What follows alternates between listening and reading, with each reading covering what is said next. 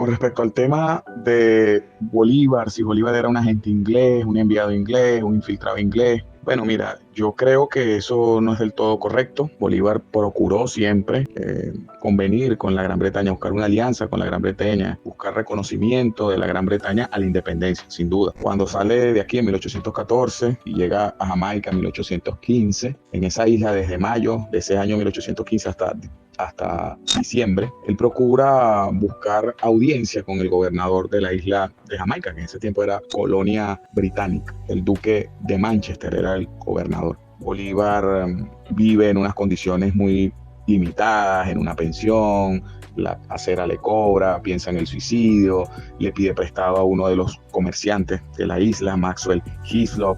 También se cartea con Henry Cullen, que es el que finalmente sería el remitente de la famosa Carta de Jamaica, que escribiría el 6 de septiembre de 1815, explicando la situación, el panorama de la América Latina. Buscaría, como lo acabo de referir, audiencia con el duque de Manchester, que era el gobernador. Escribiría también en los periódicos locales, exponiendo la situación que se vivió en Venezuela, la guerra a muerte, cuáles eran las condiciones del continente, todo esto por supuesto también con un tinte propagandístico, ¿no? Recurriendo a la leyenda negra, a la represión feroz del bando realista, o sea, porque hay que tener en cuenta algo, todos estos escritos también tenían un fin propagandístico, o sea, Bolívar requiere ayuda, requiere recursos, requiere apoyo, ¿no? Y bueno, tiene que presentar la causa también desde ese punto de vista, no verlo solamente como documentos históricos, sino también como documentos de propaganda, ¿no? Está buscando llamar la atención de los ingleses, que los ingleses participen, que los ingleses apoyen, que los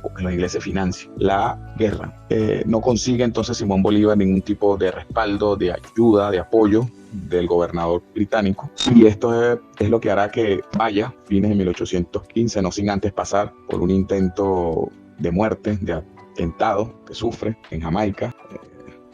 Uno de los esclavos, de los sirvientes, llamado Pío, recibe dinero. Se ha especulado que Morillo pudo haber estado detrás de esto, otros dicen que Salvador de Mosó, que era el capitán general de ese momento, pero que alguna autoridad realista, alguna autoridad española pagó para que asesinase al libertador Simón Bolívar en Jamaica. No lo asesinan, en ese momento no estaba en su residencia, algunos dicen que en una fiesta, algunos dicen que con una mujer, y terminan asesinando a uno de sus amigos, a uno de sus proveedores de armas, el venezolano Félix de Amestoy. Y Amestoy, bueno, es asesinado y bueno, al no conseguir el apoyo, entonces Bolívar se traslada hacia la vecina Haití. Haití en ese momento estaba dividida en dos gobiernos, ¿no? En dos formas de gobierno.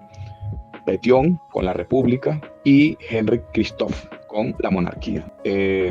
Llega entonces a la zona republicana, a la zona que controla Alexandre Pétion, y bueno, logra una entrevista con Pétion, convence a Pétion le da unas condiciones, que era que bueno, él financiaba, él apoyaba el proyecto, pero Bolívar se comprometía a liberar a los esclavos. Ahí también se le suma Luis Brión, que tenía unos barcos, y Brión también exige que bueno, que Bolívar sea reconocido como el general en jefe de esta incursión, ¿no? Que se conocerá, fueron dos veces sale Simón Bolívar de los Cayos de Haití para liberar Venezuela, ¿no? La primera vez, la llamada expedición de los Cayos, que fracasa. La retirada de los 600, la derrota en los Pumares, Bolívar estuvo a punto de suicidarse también allí y es salvado por Jean-Baptiste Pido. Regresa nuevamente a Haití y en Haití nuevamente vuelve a zarpar en lo que se conoce como la expedición de Jacmel. Esta vez sí logra llegar a tierra firme y logra mantenerse y lograr todo lo que lograría, ¿no? Posteriormente. Hay un libro que les recomiendo de Paul Berna llamado Bolívar y Pétion. Es un libro de los años 60, 70. Muy bien documentado, muy bueno. Es una investigación bastante minuciosa y exhaustiva. Hay que leer. La gente habla por hablar, oye cualquier video, lee cualquier cosa y ya quiere saber más que los propios historiadores, que los propios expertos, que la propia gente que ha durado meses y años trabajando. Es un libro bastante documentado, repito, Paul Berna, Bolívar y Pétion. Y bueno, con respecto, volvamos al tema otra vez, ¿no? De Bolívar como agente británico. La Gran Bretaña nunca dio un apoyo formal. Hay un libro también muy interesante, ahorita no recuerdo el autor, se llama Kaufman, ahorita que lo recuerdo, William Kaufman. William Kaufman tiene un libro que se llama La Gran Bretaña y la Independencia de América Latina, 1800 1810, 1824. Ese libro lo editó, bueno, la editorial que yo tengo lo editó la Universidad Central de Venezuela. Y hay otro de un autor, o sea, yo tengo tanta bibliografía en la casa, me van a terminar sacando de aquí porque los libros no me caben. Tengo otra bibliografía de un inglés llamado Wendell, que se llama La Gran Bretaña, la independencia de Venezuela y de Colombia. Ese libro también es de los años 70. Ese sí no lo he revisado parcialmente, ¿no? Pero volvamos al tema. La Gran Bretaña no apoyó formalmente el proceso de independencia y no lo apoya por la sencilla razón de que tienen tanto España como la Gran Bretaña en el viejo continente tienen un enemigo en común que se llamaba Napoleón Bonaparte. Como ustedes saben, Napoleón Bonaparte es derrotado definitivamente en la batalla de Waterloo, 1815. Se reconfigura el mapa geopolítico del viejo continente. Todo en esto tiene una labor muy importante el canciller austríaco Metternich. Se redefinen las fronteras del viejo continente. Se castiga a los estados que fueron aliados a Napoleón Bonaparte, que se ven obligados a entregar territorios, por ejemplo, en el caso de los Países Bajos, que tiene que terminar de entregar el territorio de la Guayana holandesa a los ingleses en 1814, y bueno, después los ingleses se posesionarían de ese territorio, crearían en 1831 la Guayana británica, y bueno, después vendrían todos los conflictos con Venezuela por esa frontera que todavía está. Todavía hay una disputa territorial, ya no con la Gran Bretaña, sino con la República de Guyana, por una franja o una extensión de territorio que abarca los 159.600 kilómetros cuadrados. Entonces, la Gran Bretaña nunca dio un apoyo formal, era aliado de España. Los ciudadanos que se enrolaron por su cuenta, que formaron parte de la llamada Legión Británica entre 1817, 18 hasta 1819, 20, eran ciudadanos que por su cuenta, convencidos también por el agente que tenía Simón Bolívar en Londres, Luis López Méndez, de que bueno, iban a tener oportunidades de ascenso, un sueldo y todo esto, se enrolaron, pero por su cuenta. No fue un apoyo decidido, formal. La Gran Bretaña nunca mandó una fuerza regular formal acá, apoyar la causa, como por ejemplo si lo hizo Francia en la independencia de los Estados Unidos, ¿no? Que mandó una flota, mandó unos barcos, formal, un apoyo formal. En el caso de la independencia en Venezuela, eso no sucedió. Eran ciudadanos particulares que venían por su cuenta, se enrolaban con una paga, con un ofrecimiento que hacía la República de Venezuela, de pagarle. Se fue formando entonces la llamada Legión Británica. Muchos de estos soldados británicos terminaron regresándose rápidamente, tampoco fue un ejército numeroso. Muchos, como se dice coloquialmente aquí, no aguantaron la pela, el clima, las enfermedades, el tipo de guerra que se hacía a muerte, de exterminio, sin reglas, sin normas. Y además de eso hay que decir algo que es muy importante: la mayoría de estos soldados o reclutas británicos que vinieron a Venezuela, la mayoría no eran soldados profesionales. O sea, si habían soldados que habían participado en las guerras napoleónicas, como Rooke, por ejemplo, como Mackintosh, como Sanders, como MacDonald, como Johnny English, pero la mayoría no eran soldados profesionales que habían participado, que habían tenido una vida anterior. Daniel Florencio Oleari no había tenido una formación militar, no había luchado en las guerras napoleónicas, llegó aquí creo que a los 17 años. Y así muchos otros soldados que se enrolaron por una mejor vida, por un afán de aventura también, por un afán de hacerse rico, por un afán de tener una reputación que en Europa no veían que la iban a tener, sobre todo después de la situación en la que quedó el continente tras 20 años de guerra contra Francia, primero contra la Francia revolucionaria y después contra la Francia napoleónica, y vieron una oportunidad de venir a hacer vida aquí.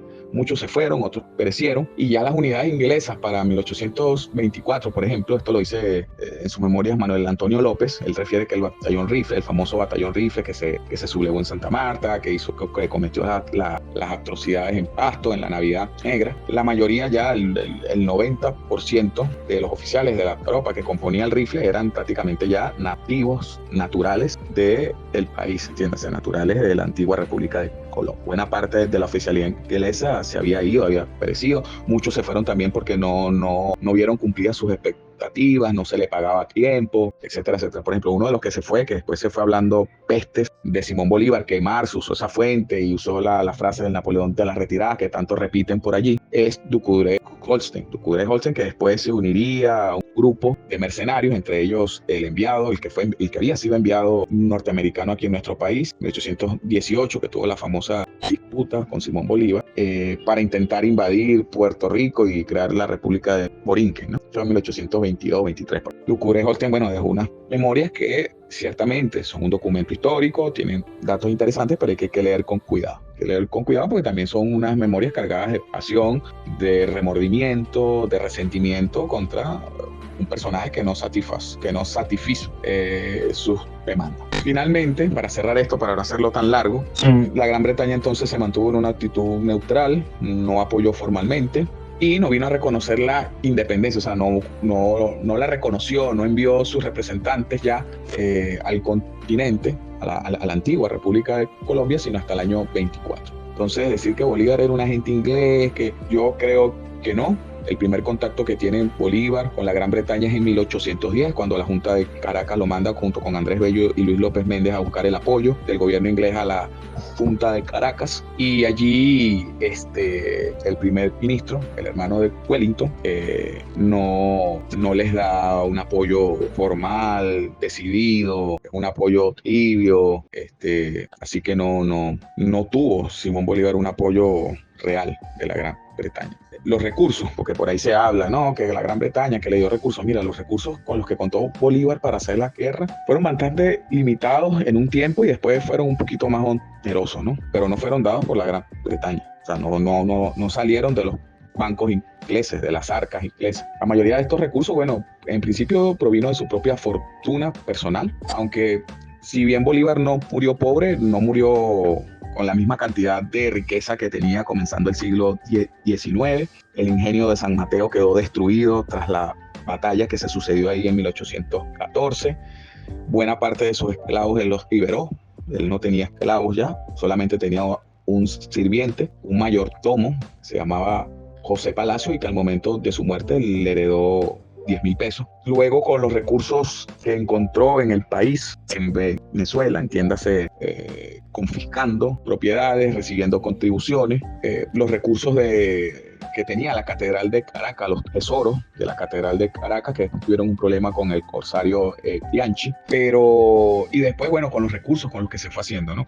Por ejemplo, las misiones del Caroní, Guayana, el comercio con la Apure, Páez le enviaba recursos, le enviaba reses, le enviaba tabaco, el comercio que se hacía en Guayana, una vez que se hace con el control de Guayana, con los ingleses que estaban en Trinidad, pero así cuantiosos recursos no. Ya cuando se hace el control de la Nueva Granada, del virreinato, por supuesto tendrá mayores recursos. Con esos recursos armará y vestirá y formará un ejército un poco más profesional, un poco más formal, que es el que combatiría en la batalla de Carabobo, 1821. Y después, bueno, en el Perú tuvo que sacar los recursos que encontró en el norte del Perú, en Trujillo, porque ustedes ya yo le he referido cuál fue la situación que encontró en Perú. Entonces decir que fue financiado por los ingleses, que los ingleses le dieron un platal, por lo menos yo, en las lecturas que yo he realizado, ¿no? Que buscó el apoyo, sí. Que procuró obtener recursos de los ingleses, sí. Que después de la independencia procuró obtener el reconocimiento de la Gran Bretaña porque sabía que la gran potencia europea después de la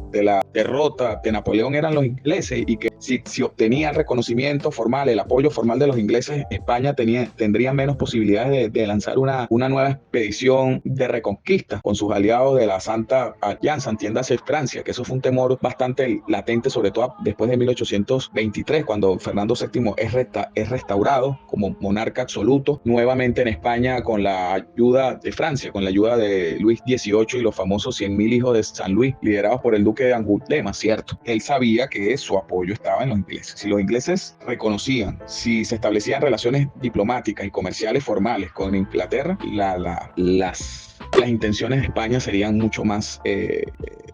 España se vería en una situación mucho más complicada para lanzar una expedición de reconquista, ¿no? Y que además España no tenía recursos para eso. Ya para 1823-24 España estaba bastante golpeada financieramente para hacer esto, ¿no? Cuando intentó reforzar en 1820, bueno, se produce el levantamiento de Riego, de Quiroga, y toda esa expedición, afortunadamente para Simón Bolívar, no viene al continente americano, expedición que hubiese podido prolongar la guerra unos años más.